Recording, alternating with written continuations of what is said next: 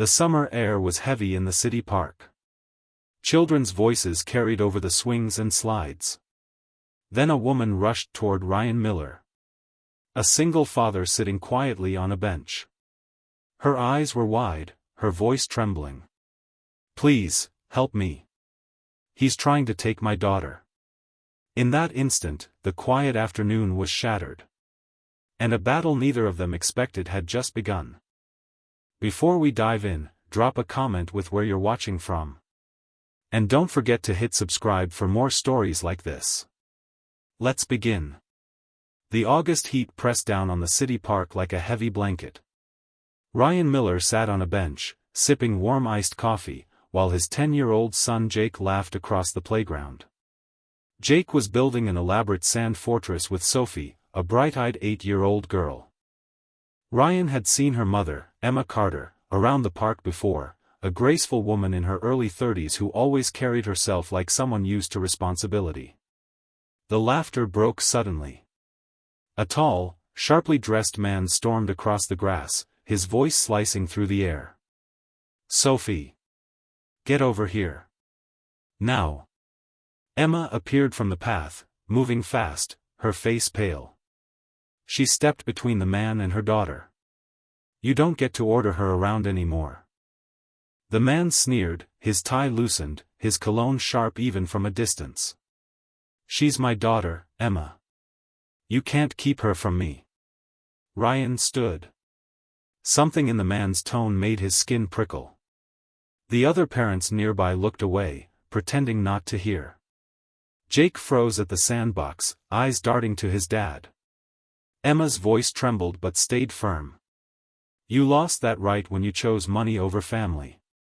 The man's eyes narrowed. "I'll take back what's mine. You, the hotels, and her." Ryan stepped forward, planting himself beside Emma without overthinking. "Hey," she said, "back off. Maybe you should listen." The man looked him up and down, plain jeans, calloused hands, a mechanic's tan. "And who are you supposed to be?" Ryan didn't flinch. "Just a dad who doesn't like bullies." The playground had gone silent. Sophie clung to Emma's leg.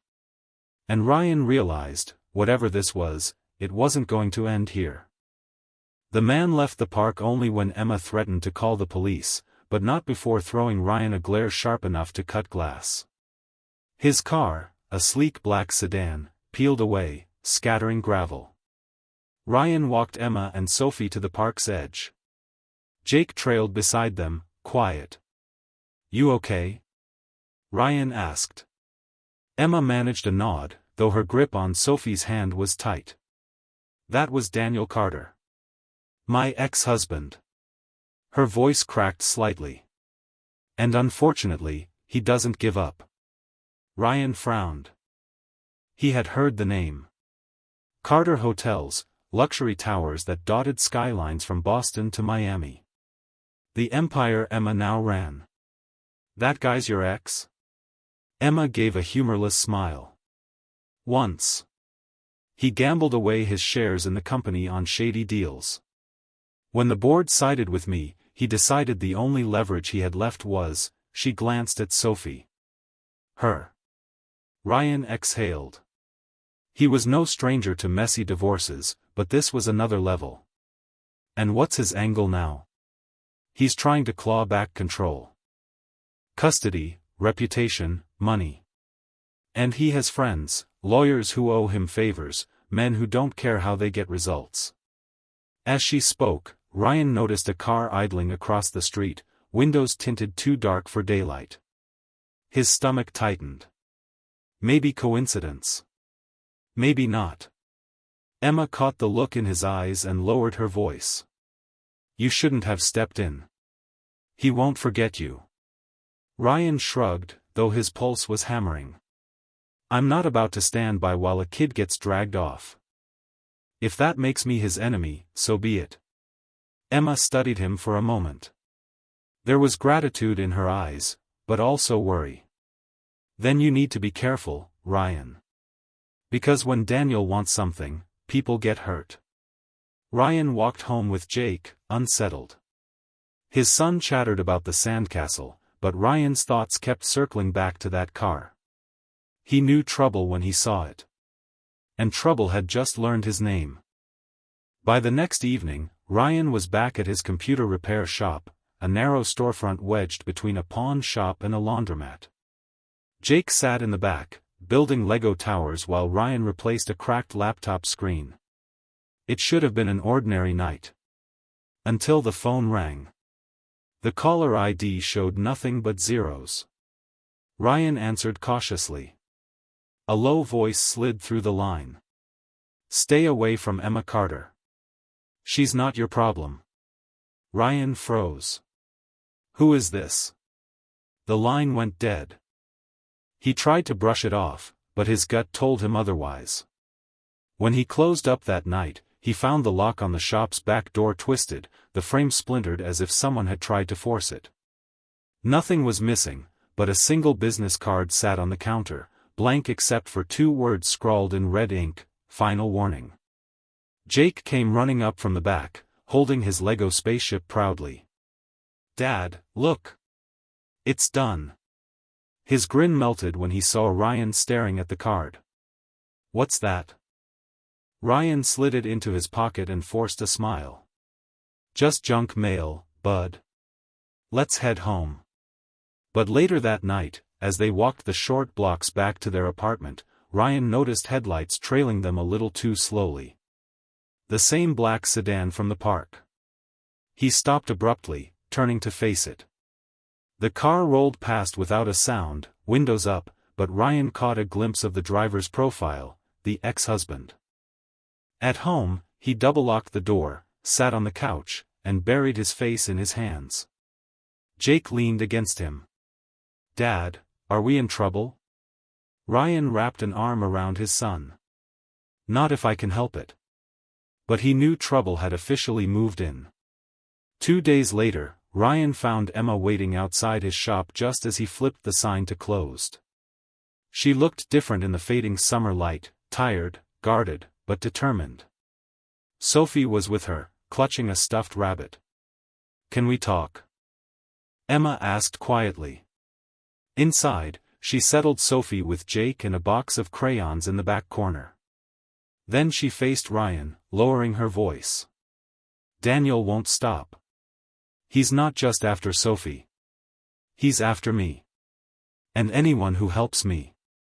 Ryan crossed his arms. "Yeah, I figured that out after the phone call and the broken lock."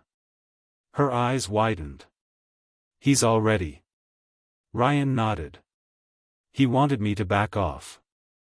Emma looked away, shame flickering across her face. "I should have warned you sooner. Daniel, he isn't alone. He still has money hidden away, friends on the board, lawyers who owe him favors.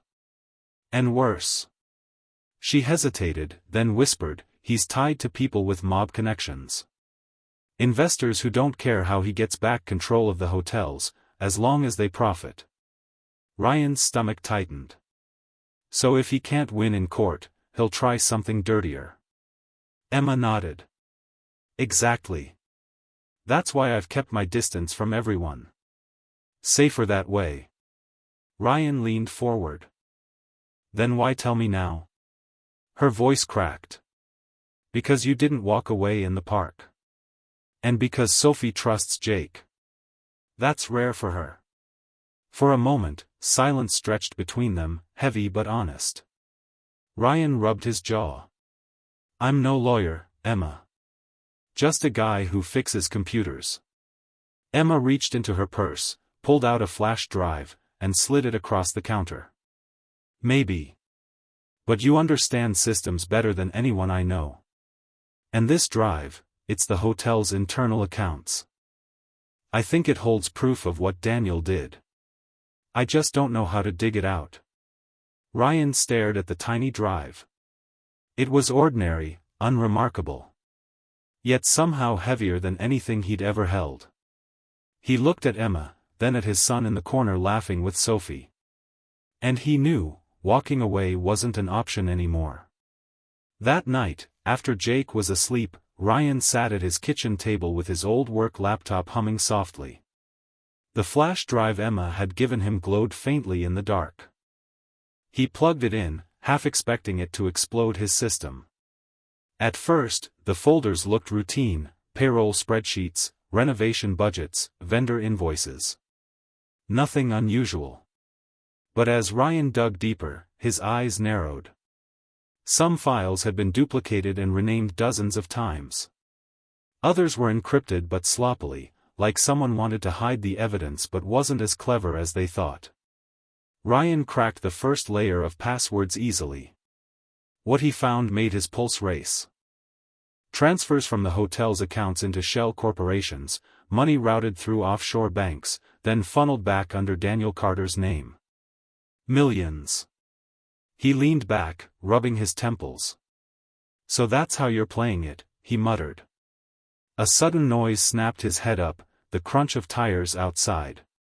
He moved quietly to the window.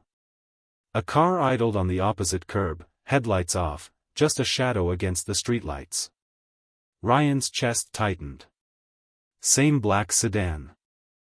He turned off his laptop, pulled Jake's bedroom door shut, and waited. Minutes ticked by. Finally, the car rolled away.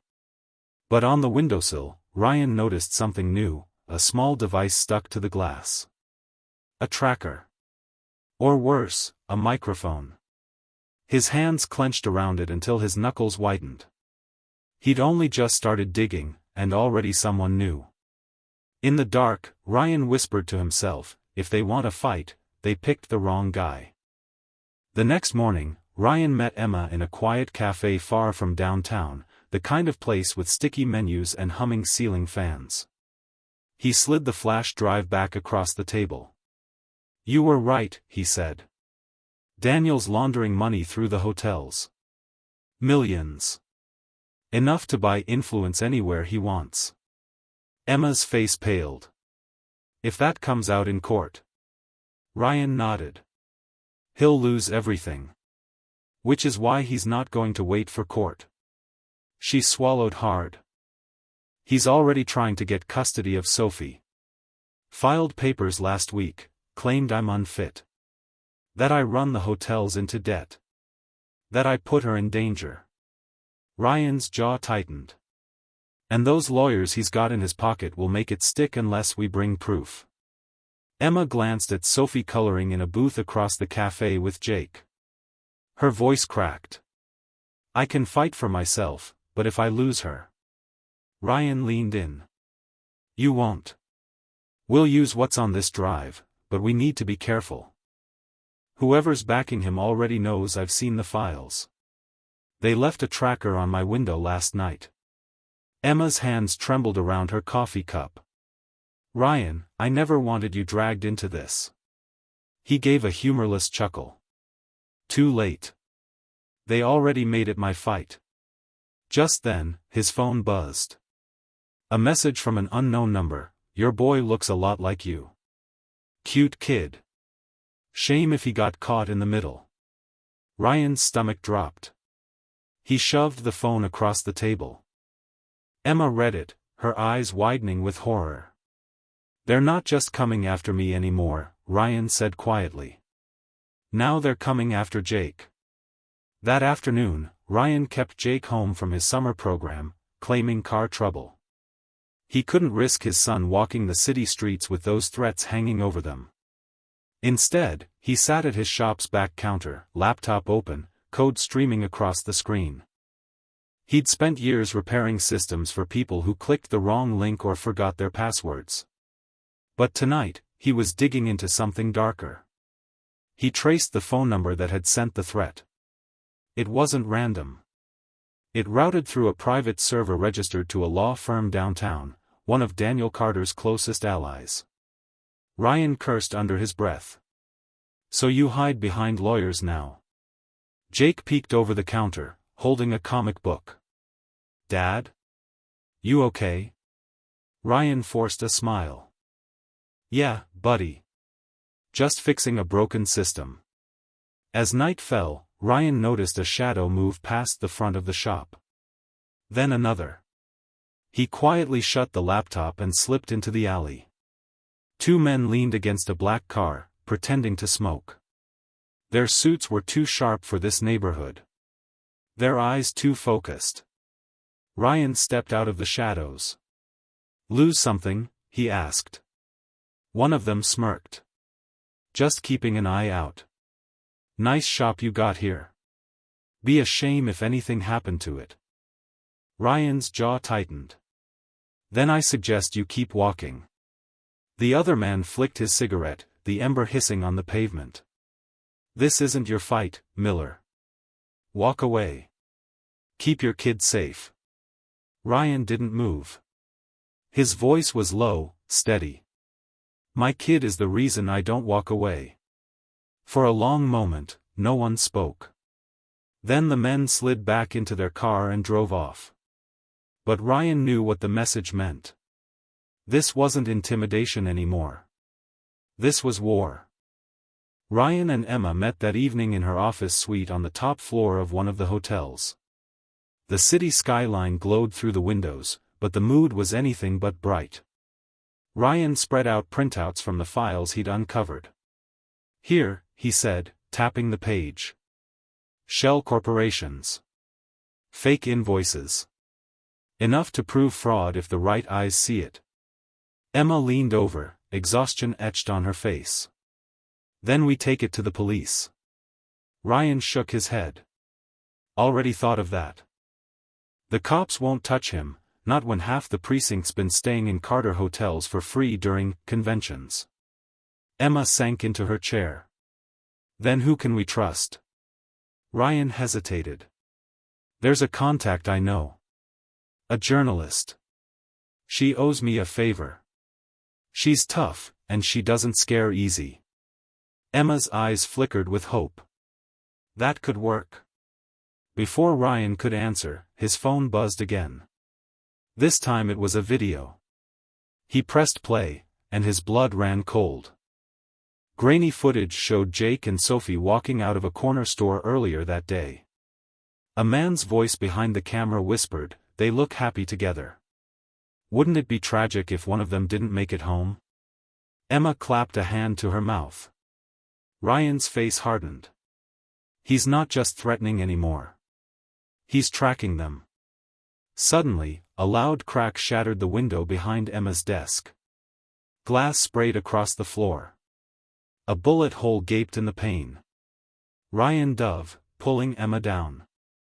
Sophie screamed from the adjoining room. Ryan's heart thundered as he shielded both kids with his body. Somewhere in the distance, a car engine roared before fading into the night. Ryan's voice was grim as he pulled them to their feet. "They just made one mistake." Emma's voice shook. "What's that?" Ryan's eyes were steel. "They missed." Ryan didn't sleep that night. While Emma and the kids huddled in her penthouse guest room, he sat at the dining table, laptop glowing in the dark.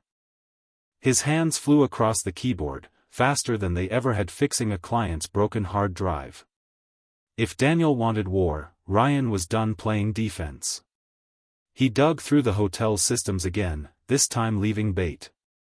Dummy files that looked like hidden evidence but actually traced intrusions back to their source. At 2:13 a.m., his screen lit up. Someone tried to delete the folders remotely. Ryan's trap snapped shut. An IP address appeared. Not offshore this time. Local. Daniel's private office server. Ryan smirked. "Got you." The next morning, Emma found him still at the table, eyes red but alive with fire. "Tell me you slept," she said. Ryan shook his head and slid the laptop toward her. "Tell me you're ready." On the screen was a compiled report, money laundering, shell companies, even proof of bribes tied to Daniel's custody case. Ryan had routed copies to 3 safe servers, one with his journalist contact, another with an anonymous leak site, and the last set to auto-release if anything happened to him. Emma covered her mouth, tears welling. "Ryan, this could end him."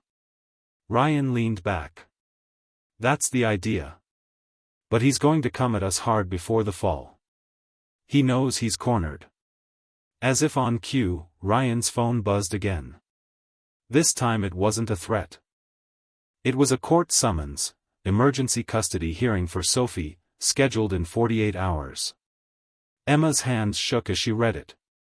He's going to use every lie, every bribe to take her from me. Ryan set a hand over hers. Not if we expose him first. We're not running anymore, Emma. We're burning his house of cards down. The courthouse buzzed with stale air and whispered deals. Emma sat stiffly at the plaintiff's table, Sophie clutching her hand. Across the aisle, Daniel Carter leaned back in his tailored suit, smug confidence dripping from every glance he threw their way. Two high-priced lawyers flanked him like guard dogs. Ryan sat behind Emma, Jake at his side, a protective hand on his boy's shoulder. He had no suit, no lawyer's polish, just the truth and the files he'd pulled from Daniel's empire. The judge entered. The room rose. The battle began. Daniel's lawyers painted Emma as reckless, unfit, too distracted with her failing hotels to raise a child. They flashed photos of Sophie at the park, claimed Emma left her unsupervised, hinted at dangerous new men in her life. Ryan could feel Emma's pulse trembling through the wood of the bench as she gripped it. Then it was Emma's turn. Her attorney began calmly, but Ryan could see nerves. Too much was at stake. So he stood. Your Honor, Ryan said firmly, holding up a folder. I'm not an attorney, but I have evidence that proves this case isn't about custody. It's about control and fraud. The judge raised an eyebrow. Proceed carefully, Mr. Miller. Ryan handed over the files. Transfers, shell companies, bribes, all tied directly to Daniel Carter. And here, he pointed at the screen as the clerk loaded the evidence, an attempted intrusion traced back to his private office server. He's not trying to protect his daughter. He's trying to silence the woman who uncovered his crimes. Gasps rippled through the room. Daniel lunged to his feet. This is a lie. Fabricated. The judge slammed the gavel. Enough. Two federal agents slipped into the back of the courtroom, eyes locked on Daniel. The color drained from his face. Emma rose, her voice steadier than it had been in years. Sophie deserves safety. She deserves honesty. And she deserves to grow up free of intimidation. The judge's ruling came swift and sharp, full custody to Emma Carter. Fraud investigation to federal jurisdiction. Mr. Carter, you are remanded into custody. As the gavel fell, Sophie ran into her mother's arms, sobbing with relief. Jake hugged Ryan tight. Outside on the courthouse steps, cameras flashed. Emma turned to Ryan, eyes shining. You didn't just save us. You saved me. Ryan smiled, tired but firm. Nah. We saved each other. And as the summer sun burned over the city, the four of them stood together, not just survivors, but a family forged in kindness, courage, and the refusal to back down. Thanks for watching, like and subscribe for more stories that stay with you.